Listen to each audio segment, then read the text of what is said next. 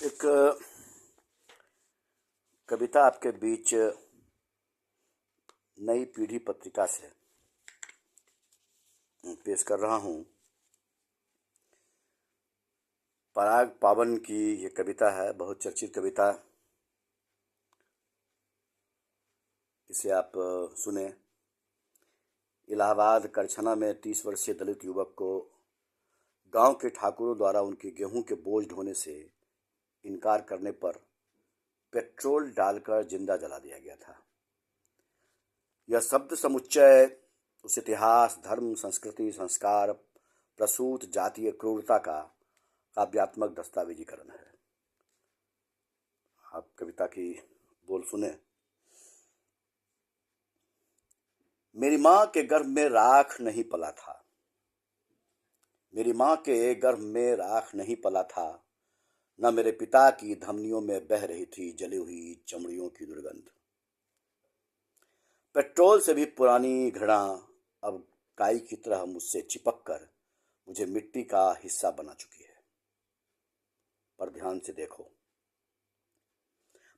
देखो, मेरी उंगलियों को, ये तुम्हारी ओर उठी है, और राजपथ की ओर, और एक धर्म ग्रंथ की ओर। मेरे इशारे में प्रश्न से अधिक प्रतिकार है, मेरी चुप में कैसा अनहद नाद है। ध्यान से सुनो मेरी यह बात, मैं नहीं ढोऊंगा तुम्हारे गेहूं के बोझ। यह कोई मध्यकालीन युद्ध नहीं, किसी रण क्षेत्र की दुदुम्भी नहीं है। यह 2025 का 13वां अप्रैल है। देश एक उन्मादी गमछे को पताका की तरह पहन चुका है, एक मंत्र को गाली की तरह याद कर चुका है। इस तारीख में सिरविहीन पुलिस है, प्रशासन है, जो कल सूरज को एक खोटे सिक्के में बदल देगा। तुम्हारा है, तुम्हारा सगा शासक, वो अब तक के सन्यास की सबसे बड़ी शर्म है। और मेरे पास पृथ्वी पर इस समय यही इकलौता वाक्य है। ध्यान से सुनो इसे, मैं नहीं ढूंढूंगा तुम्हारे गेहूं के बोझ। देह बिखरने से सपने नहीं बिखर जाते, यही बात संघर्षों के बारे में भी है। तुमने देखा होगा पानी हमेशा नीचे की ओर बढ़ता है और आग हमेशा ऊपर की ओर। पर अन्याय हमेशा बढ़ता है उस ओर जहां कमजोरों की झुकी हुई गर्दन होती है।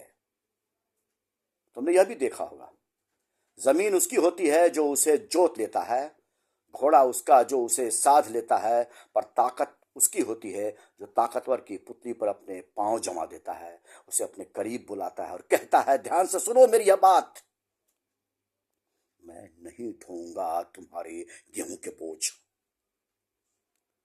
हम जो तुम्हारा पेट धो रहे हैं प्राचीन काल से, हमारे देह की बूंदों से गुत्थी जा रही है तुम्हारी रोटियां, तुम्हारे चेहरे की चमक हमारे पीढ़ीगत पसीने की कमाई है। तुम्हारी आवाज जो मिथकों के महाशोर से बल पाकर हमें रौंद रही है घास की तरह, बहुत देर तक नहीं गूंजेगी। तुम देख सकते हो, यदि हम मृत्यु और मंजूर में से मृत्यु चुन सकते हैं तो तुम्हें डरना चाहिए।